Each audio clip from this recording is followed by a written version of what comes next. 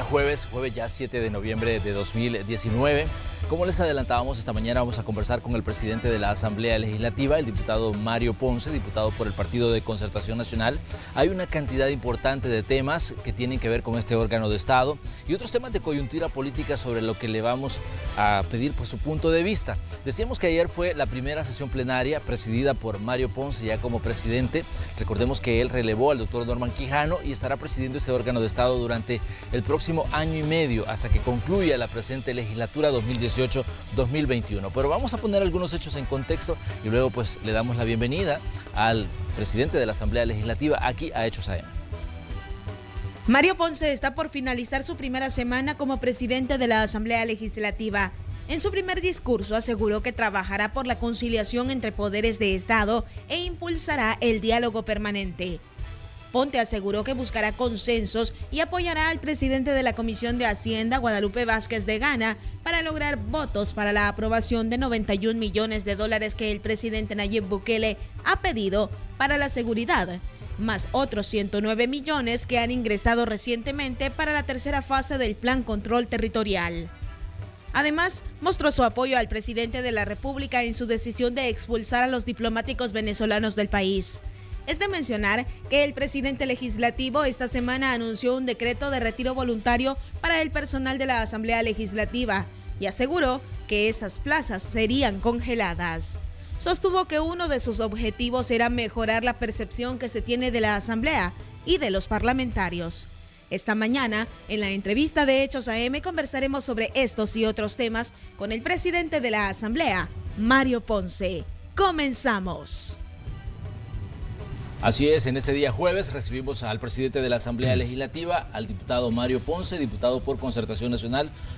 Presidente, un gusto recibirlo, bienvenido a este espacio de Muy buenos días, Manuel, un saludo muy especial a ti y a todo el equipo de camarógrafos técnicos que hacen posible que esta señal llegue a todo el país, y un saludo también extensivo a todos los salvadoreños que obviamente se informan a buena mañana.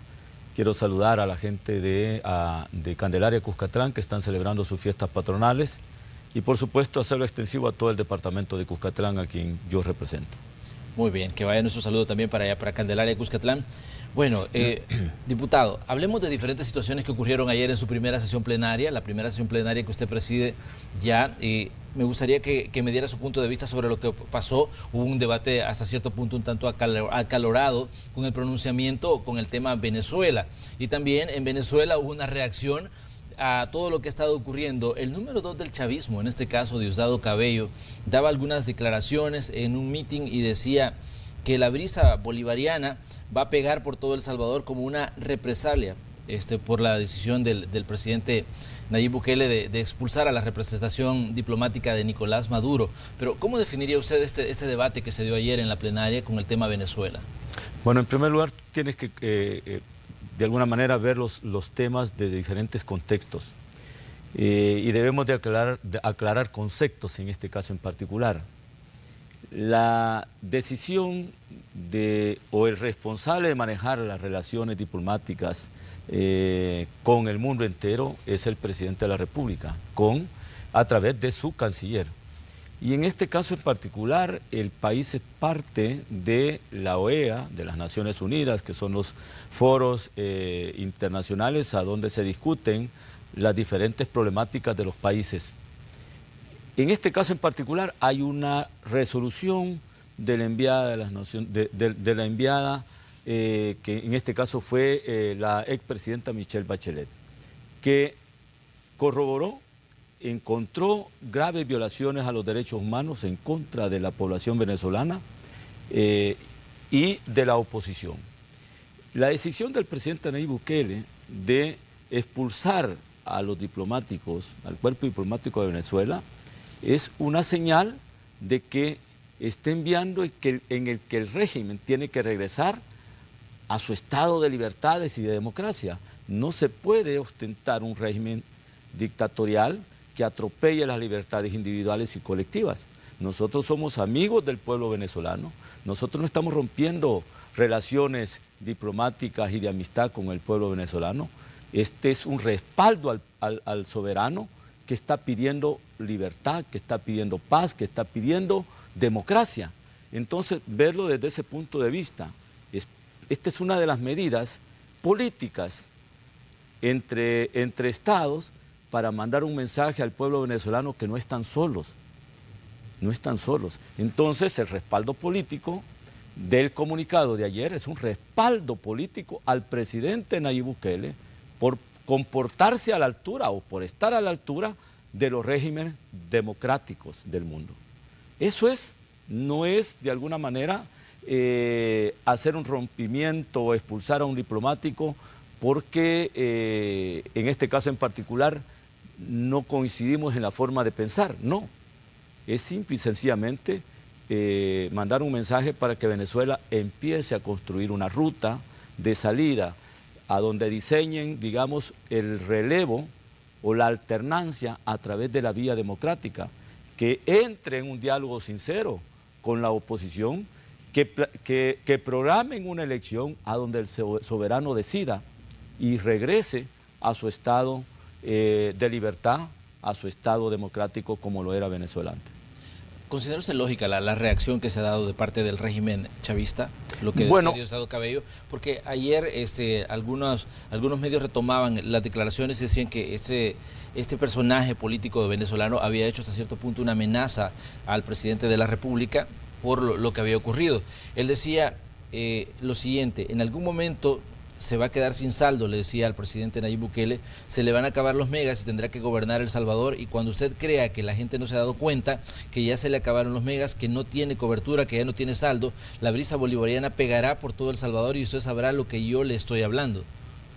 Bueno, mira, si esas son las palabras de Diosdado Cabello, obviamente que vamos a entender, vamos a poder leer entre líneas que lo que está pasando en Chile, lo que está pasando en Ecuador, está a la mano de este tipo de dirigentes políticos que obviamente quieren generar problemas de inestabilidad al mundo democrático. Creo que El Salvador ha entrado en una ruta en la que todos estamos comprometidos en fortalecer nuestro sistema democrático. Todos los países tenemos problemas, todos, de una índole o de otra índole. En el caso de esa amenaza, obviamente que a nosotros no nos asusta, creo que el país va por la ruta correcta. Los salvadoreños le han dado, creyeron, ¿verdad?, y salieron a votar para elegir un nuevo presidente. La alternancia en un sistema democrático se ha dado. Este es el ejemplo de una democracia en todo su esplendor. Este es el ejemplo de una democracia a donde el soberano decide no darle los votos para que gobierne ni la primera fuerza política que nos había gobernado en los últimos 10 años, ni la segunda fuerza política que había mantenido la segunda posición desde hace 10 años. Los salvadoreños salieron y de forma masiva a darle un triunfo rotundo al presidente Nayib Bukele, del cual, y con un partido que realmente no se veía la posibilidad que pudiera llegar por sí solo a ostentar el cargo del Ejecutivo. Este es el ejemplo de democracia. Por lo tanto, esas amenazas a nosotros obviamente no nos asustan, Lo que debería hacer, en este caso en particular el régimen, es entender cuál es el mensaje que está enviando el mundo, porque ellos se están aislando. Primero, tienen que leer los mensajes que está enviando la Organización de Estados Americanos, donde están, digamos, todos los estados democráticos de América. Tienen que entender cuál es el mensaje que está enviando las Naciones Unidas. Tienen que leer cuál es el mensaje que está enviando la Unión Europea. Y si ellos no entienden y creen que pueden consolidar un régimen a través de una dictadura, los que se van a quedar solos van a ser ellos.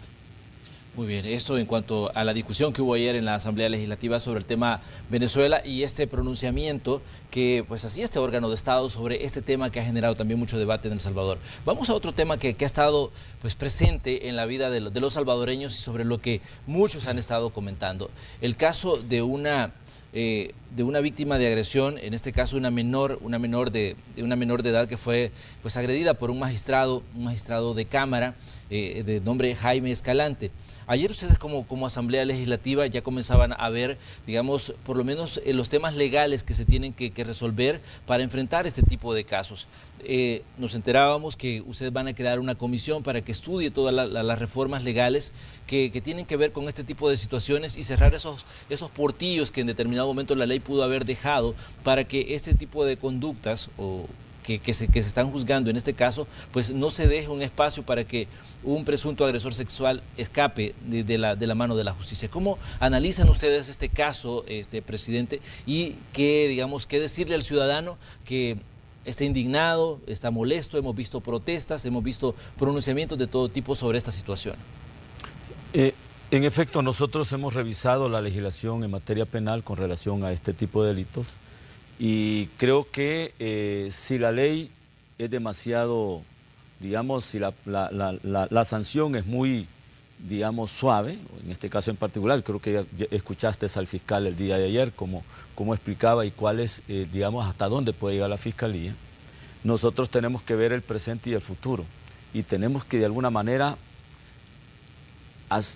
hacer una medida contundente, fuerte, en contra de aquellos que de alguna manera cometen este tipo de delitos, en protección a este grupo vulnerable. No podemos permitir que nuestras niñas y nuestros niños estén demasiado vulnerables. Tenemos que ser severos en el castigo, porque hay que proteger a nuestra niñez. Y en este caso, creo que nos deja la reflexión que los legisladores en el pasado no pudieron visualizar este tipo de hechos. Yo, con esta opinión, no quiero decir de que conozco el caso de forma detallada que se está ventilando en el tribunal correspondiente. No, porque esto le corresponde a los operadores de justicia, a la Fiscalía hacer su trabajo y por supuesto creo que habrá también, ¿cómo se llama?, abogados acusadores, en este caso de la niña, de los familiares de la niña, para poder de alguna manera demostrar lo que pasó. Y en eso no nos estamos metiendo, porque hay que ser un poquito cuidadosos. Leímos el comunicado que sacaron los jueces de Cámara y a donde decían que habían habido unas expresiones en el caso del presidente de la República, de este servidor que dio una opinión. Nosotros emitimos opinión y nos unimos a los ciudadanos indignados en este caso en particular. ¿Por qué? Porque creo que el llamado de atención era más como, miren, no se metan en el quehacer de la justicia. No nos estamos metiendo en el quehacer de la justicia, solo estamos diciendo que estamos vigilando, que estamos preocupados y que esos casos no pueden quedar, digamos, en la impunidad. Ahora, el administrador de justicia o el operador de justicia, en este caso, tendrá que hacer lo que hasta este momento le da la normativa en materia penal. No puede ir más allá. Pero a partir de este caso, la Asamblea Legislativa ya tiene dos propuestas, una por parte de varias diputadas de Arena, acompañadas por otras diputadas y diputados, y otra propuesta presentada por diputadas del FMLN. Todos los diputados nos hemos sumado a estas dos propuestas, porque al final buscan el mismo fin. Y si el fin es proteger a nuestra niñez en el futuro cercano o en el futuro que obviamente se vuelvan a dar o se sigan dando este tipo de casos, ya los jueces van a tener la ley o la norma contundente para poder castigar de forma severa. Ese es el punto. No estamos diciendo, mire, esto puede ser retroactivo, porque no puede ser retroactivo. Pero a partir de que se haga la reforma, a partir de este momento, debemos de entender de que este tipo de casos no puedan suceder en el futuro. Pero, ¿cuándo esperarían ustedes que se conforme esta comisión? La discusión se centró el día de ayer más, digamos, a que la Comisión de Legislación y Puntos Constitucionales saque una resolución favorable. Hay una petición muy puntual de la diputada Patricia Valdivieso, a quien yo estaba acompañando para que se conformara la comisión ad hoc, pero es que hay ciertos mecanismos legales que ya determina el mismo reglamento interior, que dice que cuando se va a crear una comisión ad hoc, tenés que, y le vas a quitar un tema a una comisión que se especialice en ese tema, y en este caso en particular es la Comisión de Legislación y Puntos Constitucionales, tenés que consultar a la comisión. Y la diputada Patricia Valdivieso no consultó con la comisión. Entonces, la comisión puede decir, miren, estamos sobrecargados, si nosotros nos desprendemos de ese expediente o de ese tema, para que de forma express la comisión ad hoc pueda iniciar un debate y pueda llevar una resolución al Pleno para que el Pleno la apruebe y esto se convierta en ley. Entonces, ese tipo de mecanismos no se dio. Al final se determinó de que los expedientes se fueran a la Comisión de Legislación y Puntos Constitucionales para que ésta venga y le dé prioridad, porque se puede hacer.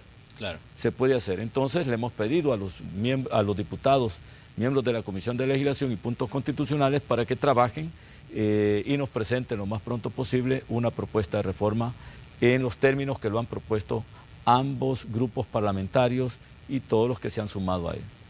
Muy bien, hay diferentes temas, como decíamos, que están en discusión en la Asamblea Legislativa. Bueno, Mario, hay 200 millones que está solicitando el presidente de la República ya para el plan control territorial. 91 millones que entraron hace unos días y 109 millones que hacían la petición el día de ayer y hablaban que son para financiar las dos fases del plan control territorial. Uno, que es una fase de oportunidades para que intervengan las diferentes instituciones del Estado, dando apoyo a las comunidades que son intervenidas, y la otra, que la que se presentaba ayer, que decía que es para modernizar, en este caso, la Policía Nacional Civil y las Fuerzas Armadas. ¿Cómo ve usted el panorama ante esta petición que hace el Ejecutivo de 200 millones de dólares y el trabajo que tienen que hacer ustedes como órgano legislativo? Algunos funcionarios del gobierno dicen, bueno, miren, nosotros ya vemos que algunas fracciones le están dando largas al asunto, ya se dieron todas las explicaciones necesarias, por lo menos por los 91 millones, y no vemos que haya hasta ahora una posibilidad de que ellos digan sí, vamos a aprobar. Pero como usted como presidente de la Asamblea Legislativa, ¿cómo ve la situación y qué respuesta le podría dar en este momento al presidente que está solicitando estos dineros?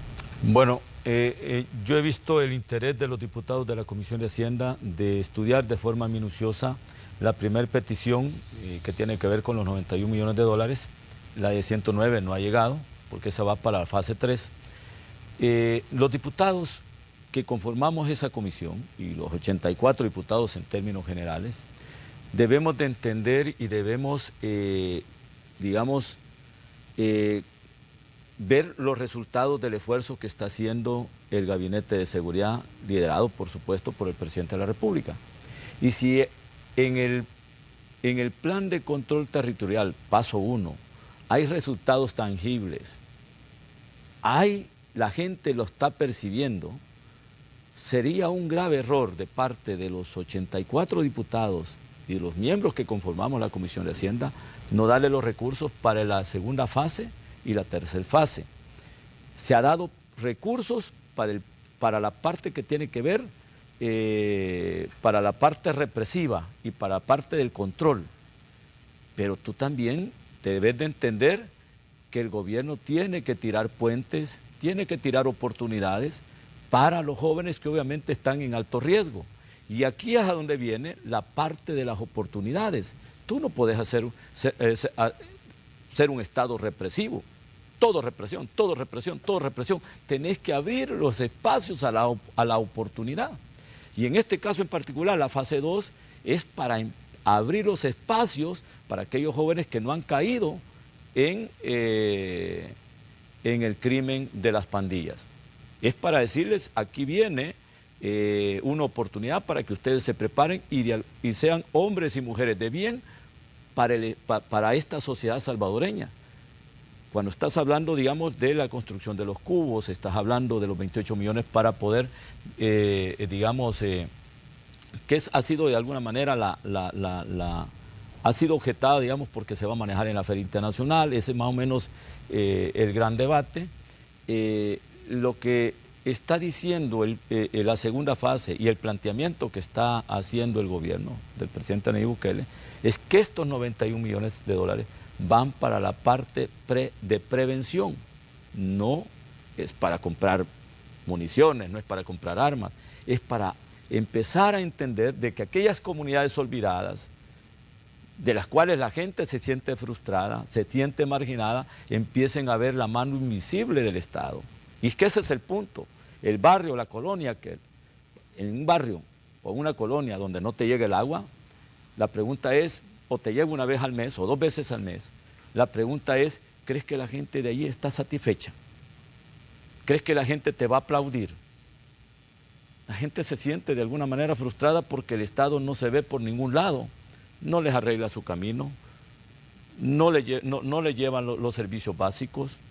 Entonces, no quiere decir que eso sea como factor para que los jóvenes de esas zonas se involucren en los grupos pandilleriles. No quiero decir eso, sino que ese tipo de abandono del Estado, del barrio, de la colonia, del cantón, del caserío, es lo que busca este programa. Por eso es que ahí vienen, por ejemplo, 15 millones, creo yo, 15 millones para la construcción de caminos. Entonces, caminos no autopistas, sino caminos vecinales, lugares que están totalmente olvidados. Hay lugares donde para poder entrar con una ambulancia, creo que vas como a 5 kilómetros por hora. La calle obviamente ya no es ni camino. Sí. Es para volver a recuperar esos caminos y tener acceso, que la gente pueda salir a proveerse de lo que necesite al lugar más cercano y que el Estado, a través de las diferentes instituciones, pueda llegar con facilidad para poder salir al encuentro de estas familias que han estado por décadas en total abandono. Entonces, esta parte es como para dar respuesta. No vas a resolver con 91 millones todos los graves problemas del país, pero sí aquellas zonas que están de alguna manera dentro del mapa, digamos, mandando señales o que están mandando luces de alerta, que ahí hay que tener presencia del Estado y hay que resolver algunos problemas que no necesitan grandes cantidades de dinero. Esa es la parte de la prevención. En la parte 3, en la que está planteando los 109, aunque no hay, bueno, el día de ayer entró para que nosotros autoricemos la negociación, tiene que ver con la modernización o el equipamiento de tanto de la Policía Nacional Civil como del Ejército. Digamos, modernizar el sistema de comunicaciones, el sistema para poder movilizar tanto a la corporación policial como al ejército que está acompañando en tareas de seguridad, que lo va a conocer la Comisión de Hacienda en los próximos días. Entonces, el plan, de acuerdo a lo que nosotros conocemos, y nos lo presentó el ministro de Hacienda, es de 575 millones de dólares. Pero no es que todo se va a aprobar en un año. Dice cuánto se va a invertir en el año 2020, cuánto se va a invertir en el 2021, y ya está determinado y los técnicos han sido de alguna manera muy acuciosos en saber cuándo tiene que entrar esa fase y cuál va a ser el impacto, ¿qué se esperaría con eso? El impacto positivo desde el punto de vista de los salvadoreños, no en el impacto positivo desde el punto de vista de los políticos, sino que tiene que percibir ese ciudadano que hoy va a estar más seguro, que van a haber oportunidades para sus hijos, que ahora va a haber una atención de parte del Estado dentro de su comunidad, porque lo que menos ha existido en los últimos 20 años es la mano del Estado en esos lugares, Y creo que hay que entender, la forma de hacer política es diferente. Yo quisiera terminar diciendo lo siguiente, Manuel. Debemos de analizar y estudiar de forma minuciosa los temas. Pero ahora ya no se puede dar dinero así por así. Para eso está el papel del órgano legislativo, para que fiscalice. Ya el presupuesto 2020 debe ser un presupuesto por resultados. Tú asignas recursos, exigir resultados, pero andá y verificar que ese dinero se invirtió y que está impactando a la gente y que está viendo resultados. En el caso de los préstamos, la Asamblea tiene que meterse de cabeza para poder digamos, darle seguimiento a la ejecución de esos recursos y ver si realmente lo que decía el documento, en este caso el préstamo, se está cumpliendo al pie de la letra y está viendo mejorías de parte de la comunidad. Entonces, ya no es de dar préstamos a ojos cerrados. Y creo que en ese caso en particular, el presidente Nayib Bukele no quiera que se le fiscalice. Hay que fiscalizar. Hay que transparentar, digamos, la ejecución de estos fondos. No es de dar fondos solo por dar fondos. Da fondos, pero dale seguimiento. Audita la ejecución de esos recursos. Mira si realmente eso generó impacto en la población. No impacto en beneficio del gobierno, no. Impacto que lo va a medir ¿quién? Quien lo recibe. Quien va a percibir que esa decisión fue acertada. Y en el tema de seguridad, creo que, bueno, ustedes que transmiten noticias todos los días, están percibiendo tranquilidad, están viendo algunas señales en las que la delincuencia está disminuyendo, por lo menos los asesinatos, las estadísticas en los asesinatos ha bajado, y eso lo han manifestado, lo han publicado ustedes, lo conocen ustedes porque ustedes tienen acceso a la información de medicina legal, tienen acceso a la información de la corporación policial, tienen acceso a la información que brindan también otras instituciones como la Fiscalía, que tiene de alguna manera el control y sabe que donde hay un asesinato, ahí tiene que estar un fiscal para poder de alguna manera iniciar la investigación de ese delito. Ahora bien, ¿considera usted que ya el tema, por lo menos de los 91 millones, está suficientemente discutido y que el presidente hasta cierto punto tiene razón cuando le dice a los diputados presionen el botón, aprieten el botón? Bueno, que el presidente tiene su estilo y debemos de entenderlo. Algunos, primero es el presidente más joven del mundo, obviamente, y que ha tenido este país. No sé si habrá habido un presidente más joven. En segundo lugar, él tiene su estilo de gobernar. Es un millennial que de alguna manera ganó una elección sin cubrir los 262 municipios del país. ¿Verdad? El uso de las redes sociales logró penetrar con su mensaje, la gente entendió y la gente estaba cansada, quería un cambio. Y de hecho debemos de entender cómo maneja el presidente Nayib Bukele el gobierno. Él quiere, según lo que nosotros vemos, quiere un gobierno obviamente dinámico, ágil, activo. Y decía la jefe de gabinete, este es un gobierno 724. Y lo decía más como queja, ¿verdad? En el sentido de, dice, cuando ustedes vienen y nos están llamando a las comisiones, lo que hacen ustedes es como atarle las manos o amarrarle los pies a los funcionarios, porque nosotros queremos que los funcionarios estén en el campo, que estén en el territorio, que lleguen a las comunidades, no que estén solamente en la asamblea siendo cuestionados. Entonces le decía, mire, pero ese es el papel de un Estado democrático, a donde hay un Congreso que tiene que pedir, digamos, las explicaciones sobre ciertas decisiones.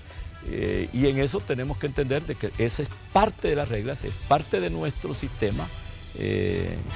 Ahora sí pudiera decir que debemos de ser un poquito más mesurados en saber cuándo se llama al funcionario para varios temas, pero si todas las semanas hay un tema, todas las semanas vas a tener a un ministro y deja de hacer su trabajo en su cartera, a la cual es responsable, por dedicar, digamos, dedicarle tiempo al Congreso para dar las explicaciones. Pero de hecho, cuando ella me lo planteaba, le decía, mire, debe entender que esa es la democracia.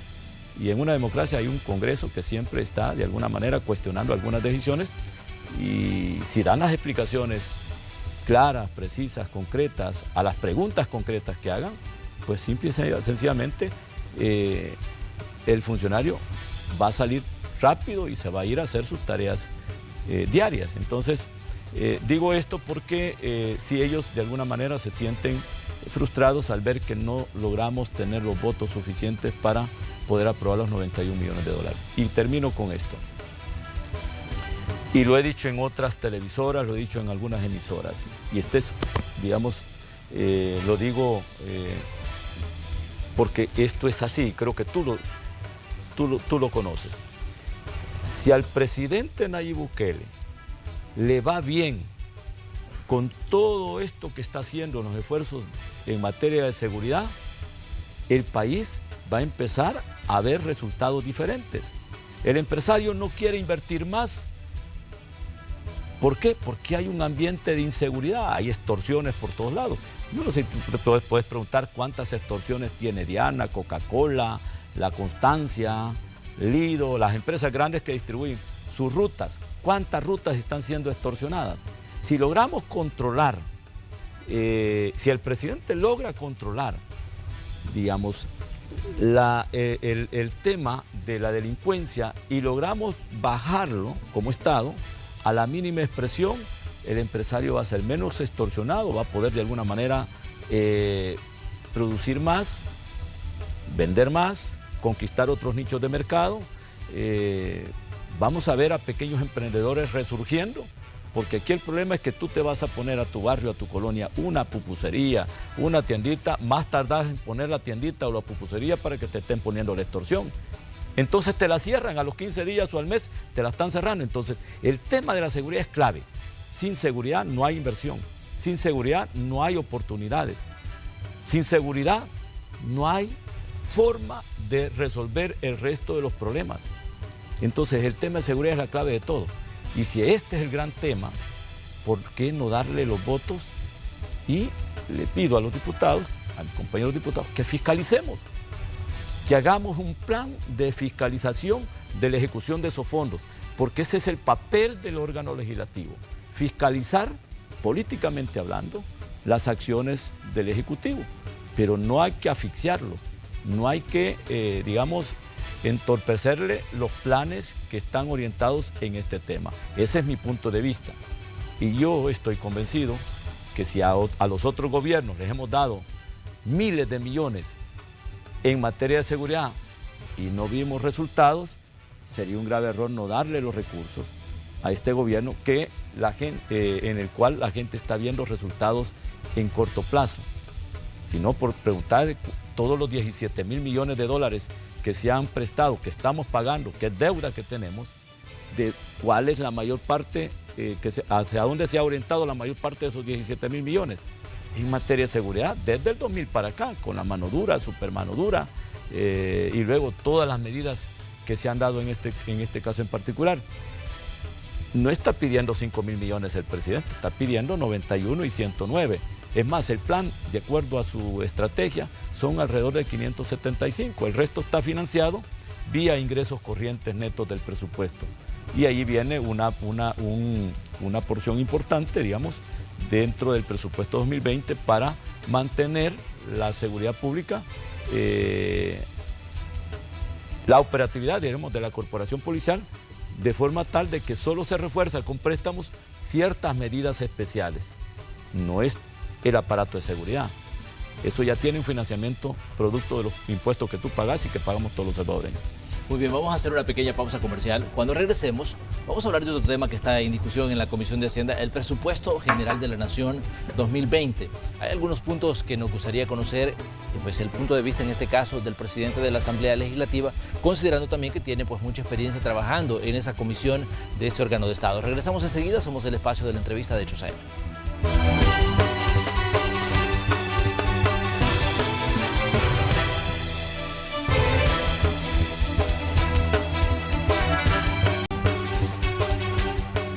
Continuamos con el espacio de la entrevista de Hechos AM. Esta mañana conversamos con el presidente de la Asamblea Legislativa, el diputado Mario Ponce, nos acompaña en este espacio de opinión. Hablemos, diputado, sobre el tema del presupuesto general de la Nación. ¿Cómo ve usted el panorama de análisis que se está haciendo? Ayer surgían algunas preguntas respecto al tema del presupuesto. Decían que han crecido partidas como, por ejemplo, lo del servicios financieros, y que decía que hay un crecimiento que pasa de 60 y tantos millones a 177 millones en el presupuesto 2020. Algunos decían, algunos exministros de Hacienda hablaban y decían, mire, esto puede ser un fraude de ley porque se está metiendo fondos en cuentas que, como no pueden crecer algunas, las meten en esto de servicios financieros. ¿Cómo ven ustedes el panorama, diputado, considerando que usted ha trabajado mucho en la Comisión de Hacienda y ha visto la discusión de muchos presupuestos?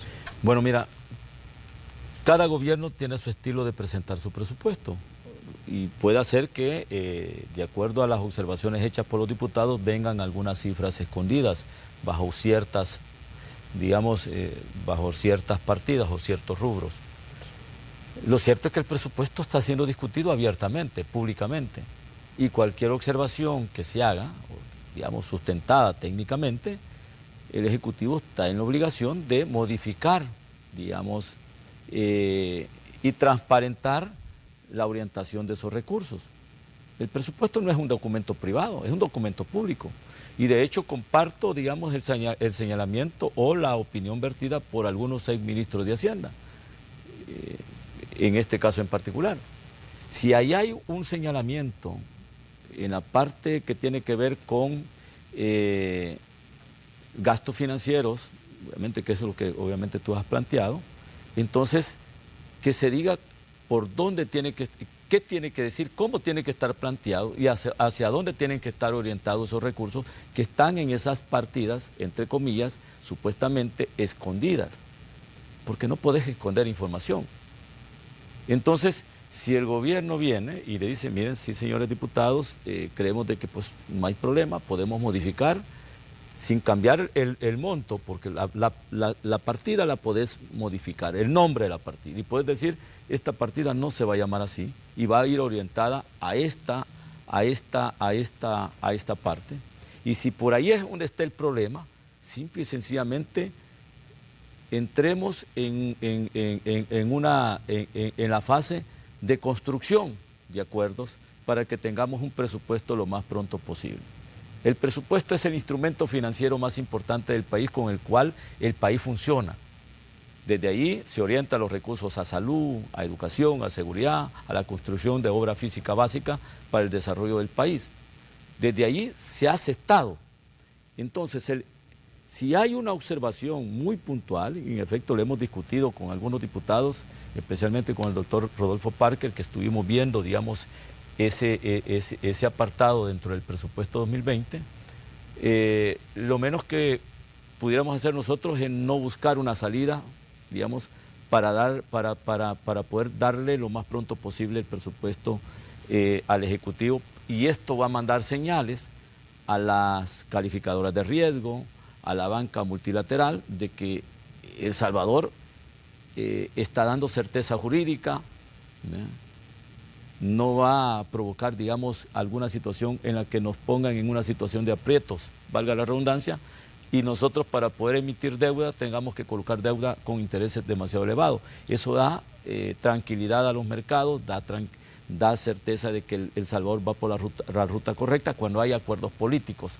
Y el acuerdo político entre el Legislativo y el Ejecutivo tiene que reflejarse en la aprobación pronta del presupuesto de la nación, sin romper, y por eso es que tenemos que ser cuidadosos, sin romper los criterios establecidos en la Ley de Responsabilidad Fiscal. Hoy, cada presupuesto que aprobemos debe estar sujeto a lo que nos hemos comprometido, de ordenar las finanzas en materia de gasto corriente, de ordenar las finanzas en materia de endeudamiento y de empezar a ver señales de que a la vuelta de 5 años tengamos digamos una deuda menor a la que se ha heredado. ¿Cómo lo vamos a hacer? Hay 2 vías. La vía más importante y a la cual debemos de apostar es por la vía del crecimiento. Porque tú tenés un Producto Interno Bruto nominal. ¿Cómo hacer que ese Producto Interno Bruto crezca para poder de alguna manera bajar el nivel de deuda? Ahí tenés que tomar varias medidas. Planificar, digamos, la reducción del gasto corriente en burocracia, pero no bajo el criterio de, digamos, que vaya en contra de los derechos laborales y que tú de alguna manera reduzcas el Estado de forma brusca, ¿verdad?, en el que tengas que echar gente a la calle. No, en el sentido de que tenés que tomar medidas inteligentes en las que permitas reducir el aparato burocrático, capitalizar el recurso humano, pero bajo medidas, digamos, de decretos de retiro voluntario bastante atractivos. Por ejemplo, en el caso particular de este servidor, le va a solicitar a Junta Directiva el apoyo para un decreto de retiro voluntario, en la cual yo espero que el órgano legislativo se puedan acoger o se puedan de alguna manera, inscribir la mayor cantidad de empleados que ya tienen la edad para jubilarse. Pero ¿a dónde debe estar, la medida inteligente en el caso del órgano legislativo? Para poder cumplir con la ley de responsabilidad fiscal y con lo que yo he venido planteando como parte de las prácticas de buen gobierno. Bueno, si supuestamente se vayan 50 empleados, 100, ¿qué tiene que hacer el órgano legislativo? Congelar esas plazas y hacer una reingeniería, ver a dónde está el recurso humano calificado de la misma institución, no de los partidos políticos, de la misma institución, para que nos permitan hacer funcionar el aparato de la Asamblea Legislativa de forma eficiente y de forma efectiva. Entonces, ¿a dónde está el pecado de los funcionarios y de los gobiernos? Que vienen, te separan 10.000 personas, voy a decirlo así a título, digamos, como un caso hipotético, pero sí, te meten 20.000 y el círculo vicioso no se acaba. Cuando aquí se nos ha hecho el señalamiento de que, miren, ustedes tienen que reducir el aparato del Estado, porque de cada dólar que aporta el salvadoreño en impuestos sobre la renta o IVA, se te va para gasto corriente prácticamente 80 centavos, 20 te quedan para poder invertir. Entonces decir, mira, no puede ser que solo estemos nada más pagando salarios, la mayor parte de los ingresos que tiene el país va solo para pagar salarios. ¿Y a dónde y cuándo vamos a invertir de los recursos producto de los impuestos que pagamos los salvadoreños en mejorar los hospitales, en mejorar el sistema educativo, en construir carreteras modernas, en buscar modernizar el Estado? No nos queda nada, ¿por qué? Porque todo se va a gasto corriente, todo a pago de salarios, todo a pago de salarios. Si no reducís, digamos, la parte que tiene que ver en burocracia, ¿vean? Pero hacerlo de forma tal en la que no violentes derechos laborales. Y estamos hablando de personas que ya cumplieron la edad para jubilarse y que lo que están esperando es que el gobierno, y en este caso en particular, para hacer, digamos, en el caso de la Asamblea Legislativa, vean de alguna manera que se van, pero llevan un recurso producto del esfuerzo y de todo el tiempo que le dedicaron a la institución. Van a tener una pensión. Por eso el día de ayer este servidor planteó y solicitó a los miembros, a los partidos, a los diputados y diputadas de los diferentes grupos parlamentarios que la otra semana se pueda constituir la Junta Directiva de la Comisión ad hoc para estudiar las reformas al sistema de pensiones. Y eso va encaminada a mejorar, digamos, a mejorar el cálculo de la pensión, a que los salvadoreños que están tanto en el sector privado como en el sector público puedan de alguna manera tener una pensión digna, pero no como la que se está calculando en este momento. Ahora, eso tiene que venir acompañado con ciertas reformas paramétricas, porque no solamente decir, bueno, vamos a aumentar la pensión, tú tienes que decir de dónde va a salir ese aumento de la pensión y que sea sustentable en el tiempo o sostenible en el tiempo, porque no se deben de tomar decisiones abruptas, decisiones precipitadas que al final venga y te colapsen y dejemos que el salvadoreño que está pensionado o el que se va a pensionar a la vuelta de 5 o 10 años no tenga pensión. No, tenemos que tomar una medida inteligente, sustentada técnicamente desde el punto de vista financiero, que nos permita que en el tiempo ese salvadoreño, sea el sector privado o el sector público, va a tener su pensión y venga gobierno que venga, siempre se le va a pagar, pero que sea una pensión que alcance de acuerdo al costo de la vida, que sea de alguna manera lo más justo posible y que se sostenga en el tiempo.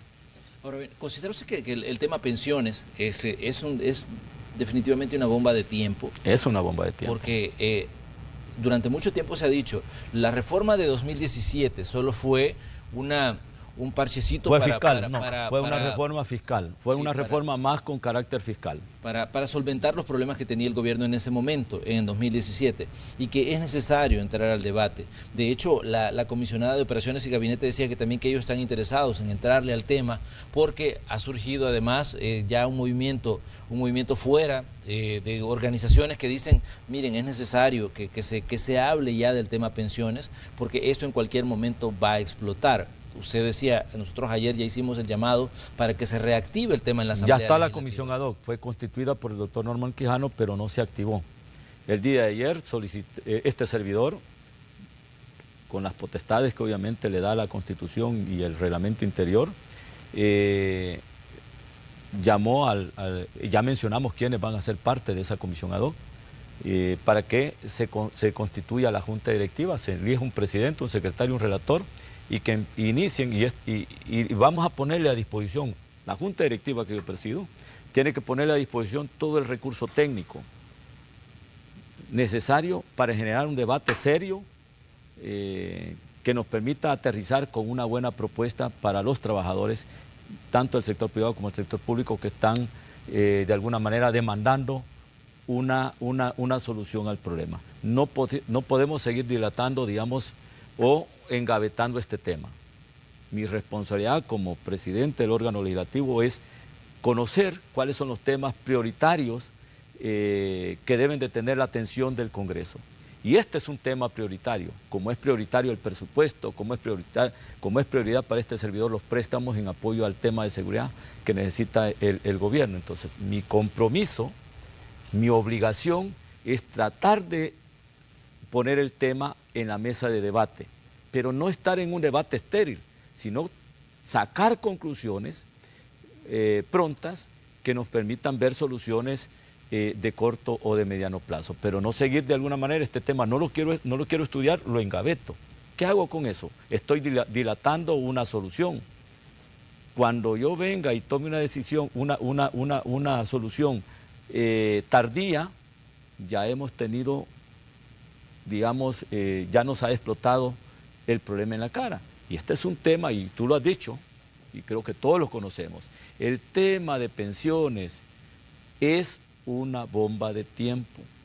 Tenemos que trabajar inteligentemente, sacar una resolución que se apegue a las demandas de los trabajadores. Y esa es la colaboración que yo estoy pidiendo.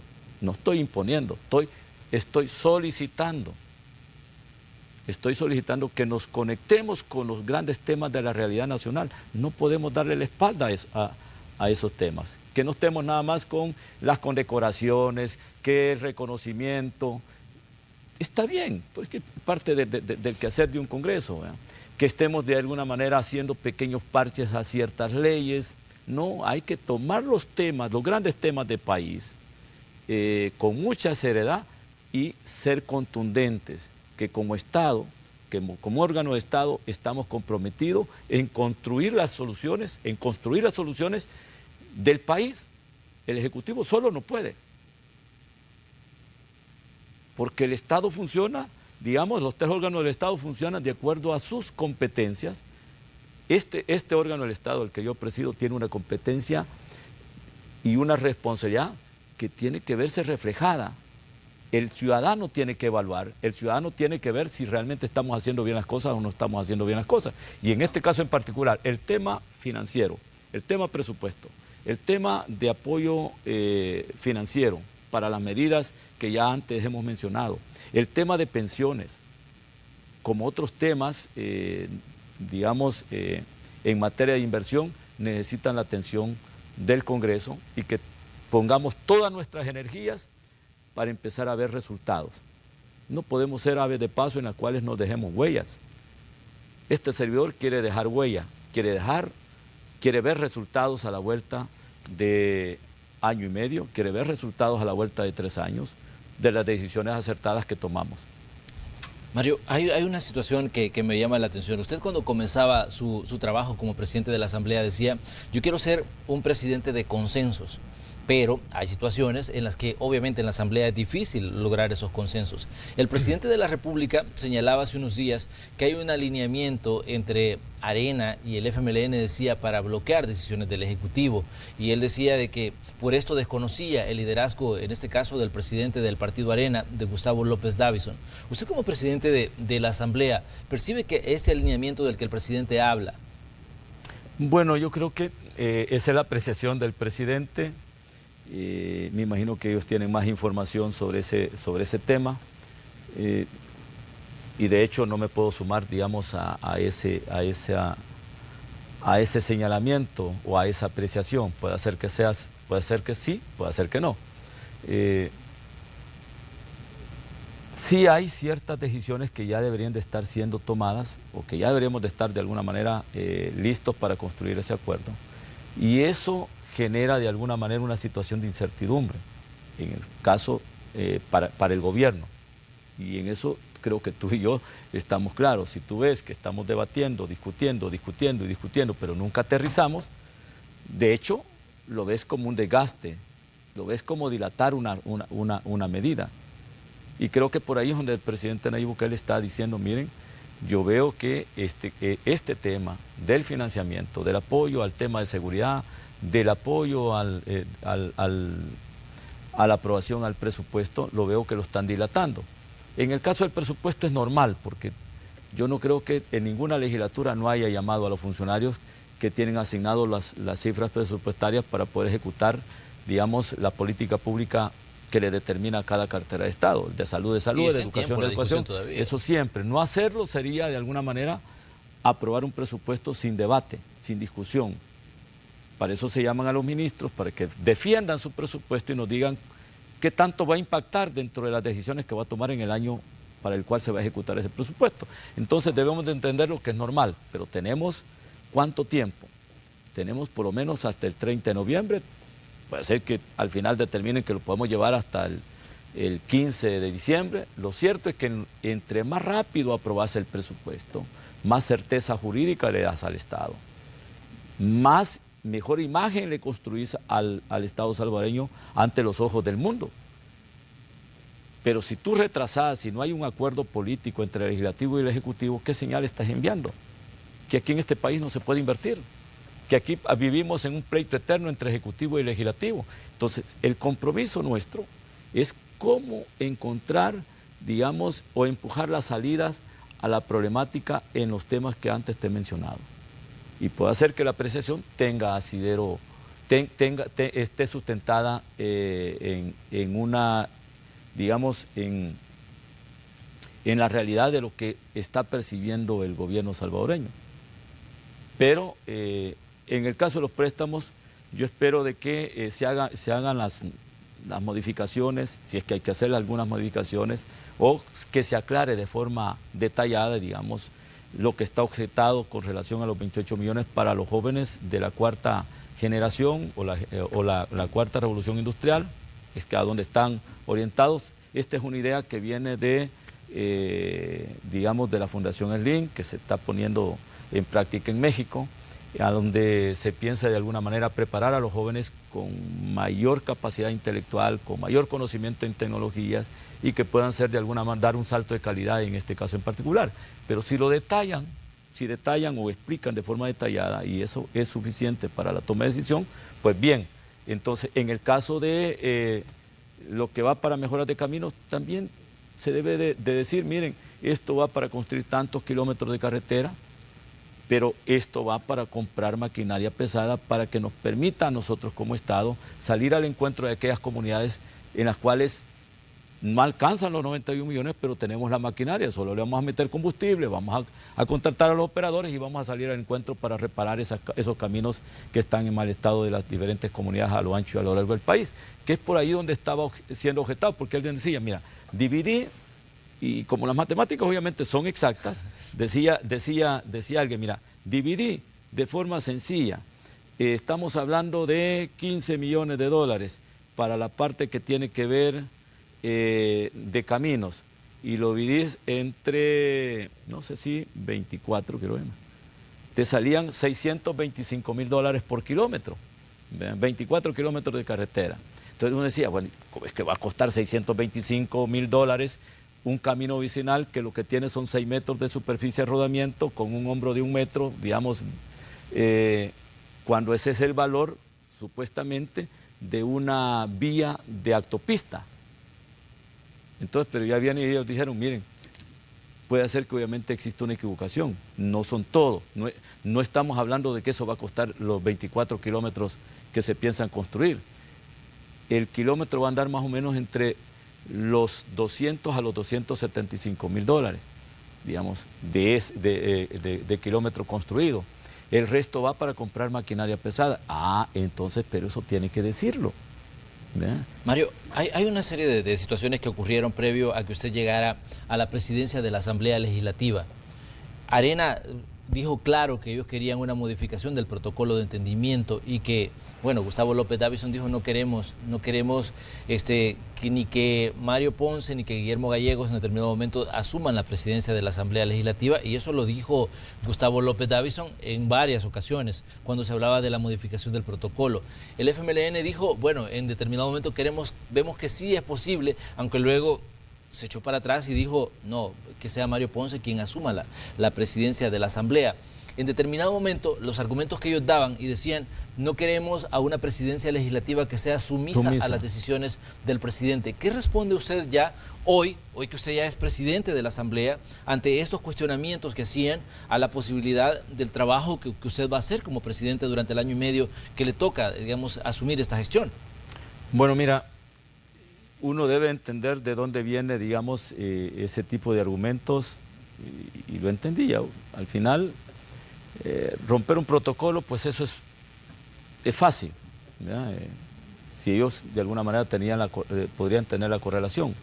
Lo cierto es que, pues, ostentar un cargo y utilizar ese cargo para beneficio personal o beneficio de un grupo parlamentario, pues por supuesto al perder, perdés poder. Este servidor no estaba buscando, digamos, cuando fue electo, fue votado por 82 votos y fue juramentado, tomé la decisión de hacer las cosas diferentes. Hacer las cosas diferentes. Yo tengo mi propio estilo. ¿Cómo es posible que como auditor, yo soy contador público, como auditor recomiende cómo administrar la cosa pública de forma efectiva, de forma transparente y de forma eficiente? ¿Cómo? Pues, si yo doy de recomendaciones, voy a dar los consejos y me voy a quedar con ellos. Yo tengo que poner en práctica lo que daba como recomendación. Y en el caso en particular, yo he dicho, miren, yo no quiero que se me den potestades a donde este servidor tenga la discrecionalidad de poder hacer las cosas. Yo, digamos, potestades a donde se tomen decisiones discrecionales, no quiero, yo no quiero eso. En la medida que se toma una decisión de forma colegiada, de forma colectiva, pues la mitad más uno, porque en una nunca te vas a poner de acuerdo, en 11 no te vas a poner de acuerdo en todo. Hay transparencia. El pecado de un órgano del Estado como la Asamblea Legislativa está a tomar decisiones personales. El diputado con el poder absoluto para poder contratar, para poder remover, para poder aumentar salarios, para poder tomar decisiones de tipo financiero en relación a compras. Yo no quiero ese tipo de decisiones. Yo me alejo. Tomemos las decisiones y hagamos lo más correcto. Esa decisión que tenía el doctor Norman Quijano, que la tuvo Lorena Peña, que la tuvo Guillermo Gallegos, que la tuvo Cifrido Reyes, que la tuvo Ciro Cepeda, no la tengo y no la quiero. Yo no quiero tener decisiones, no quiero tomar decisiones personales. Yo represento al órgano legislativo, a los 84 diputados, por lo tanto yo tengo que responderle a esos 84 diputados que las cosas se van a hacer bien. Y tengo que honrar a mis electores, a quienes votan en mi departamento, que nadie les vaya a señalar que este servidor utilizó ese órgano del Estado para beneficiarse personalmente. Yo tengo que honrar a ese elector y tengo que honrar y cuidar el cariño que me tienen mis amigos. Entonces yo tengo que hacer bien las cosas, y para hacer bien las cosas, transparentar el manejo de la cosa pública. No solo decirlo, ponerlo en práctica. ¿Y qué hemos dicho? ¿A dónde está el pecado? Digamos, de la toma de decisiones. He dicho que vamos a plantear a junta directiva, no es una decisión personal mía, tengo que presentar el proyecto, un decreto de retiro voluntario. Si en ese decreto se van 100, se van 200 personas, digamos, se amparan a ese decreto, agarran su jubilación y llevan el monto que les corresponde de acuerdo al tiempo de servicio a la institución. ¿Qué pasaría, por ejemplo, si este servidor tuviera, digamos, una decisión discrecional para contratar? Viene Y hemos dicho, las plazas, sean por contrato o sea por ley de salario de la parte institucional, tienen que congelarse. Prohibido terminantemente que este servidor o otro diputado venga, se va uno y llena la plaza. Tenemos que cortar el círculo vicioso. Y eso se va a reflejar ¿a dónde? ¿A dónde lo vas a ver reflejado tú como periodista? Cuando veas que de 1.147 empleados que deja, bueno, yo tengo que corroborar que eso es cierto, que deja el doctor Norman Quijano, yo le puedo decir al país, pueblo salvadoreño, dejo una asamblea con menos carga burocrática. Me comprometía que de estos, de 1.147, le dejo a una asamblea con menos recursos humanos que asfixien las finanzas de la institución y las finanzas del Estado. ¿Por qué? Porque si tenés la decisión discrecional de contratar, venís y empezás a hacer mal uso de los recursos. Y los recursos del pueblo salvadoreño son sagrados. Mario, se deben de cuidar y se deben de administrar la parte administrativa de la Asamblea y otra cosa es la parte política. ¿Hasta dónde está usted dispuesto a acompañar las decisiones del presidente de la República? Este servidor está dispuesto a acompañar las decisiones del gobierno de la República hasta donde alcance de alguna manera a entender y a comprender que esas decisiones impactan para bien de los salvadoreños. Nosotros, lo que criticaba, digamos, un dirigente político, que este servidor iba a ser sumiso, concertar no es sumisión. Concertar es una obligación que te la da la misma Carta Magna y no ahí dice la Constitución que los 3 órganos del Estado trabajarán para la consecución de los fines entre sí. Pero eso no significa sumisión, eso significa entender la problemática del país, buscar construir acuerdos, pero tener una línea divisoria, que mis competencias no invadan las competencias del Ejecutivo y que el Ejecutivo no invada las competencias del Legislativo, ni tampoco que los 2 órganos antes mencionados invadan las competencias del órgano judicial. Los pesos y contrapesos están dados por Constitución. Si eso no sucediera, todo lo que enviara el Ejecutivo se aprobara así como lo envía el Ejecutivo. Allí se está reflejando los pesos y contrapesos, pero que tampoco ese contrapeso del órgano legislativo no se refleje en obstruir la función del Ejecutivo. Bueno, a mí me demanda la Constitución que tengo que fiscalizar, está bien, pero tampoco no me demanda la Constitución que venga y yo no le dé el presupuesto al país, no le dé el presupuesto al Ejecutivo. O sea, ese contrapeso no puede ser absoluto. ¿Vea? Tenemos que balancear y tenemos que de alguna manera ser un órgano legislativo que conozcamos cuál es nuestra función, cuál es nuestra responsabilidad, y nuestra responsabilidad es solucionar problemas, no es crearlos. Entonces, si a mí me corresponde, como presidente del órgano legislativo, buscar un ambiente propicio para el diálogo, la única salida de este país entre los 3 órganos del Estado, especialmente entre el Ejecutivo y el Legislativo, es el diálogo, no es la confrontación. La pregunta que yo le haría a nuestro hermano salvadoreño, que obviamente está viendo este programa, ¿y usted qué gana con que este servidor sea un presidente conflictivo? Gana usted con que el órgano legislativo esté en una situación de enfrentamiento constante. Allá hay problemas de mala atención de salud que hay que resolverlos y el legislativo tiene que acompañar al ejecutivo en esa decisión, cómo mejorar esa calidad en la parte que tiene que ver con salud. Allá hay problemas en nuestras escuelas en las zonas rurales que tienen techos deteriorados, que sus aulas ya no alcanzan o que los maestros tienen a sus niños sentados en el piso porque no hay pupitres. Esos son los problemas que tenemos que resolver. Entonces, a lo que quiero llegar, Manuel, de que buscar diálogo o mantener un diálogo sincero, abierto, con compromiso de país, no es sumisión.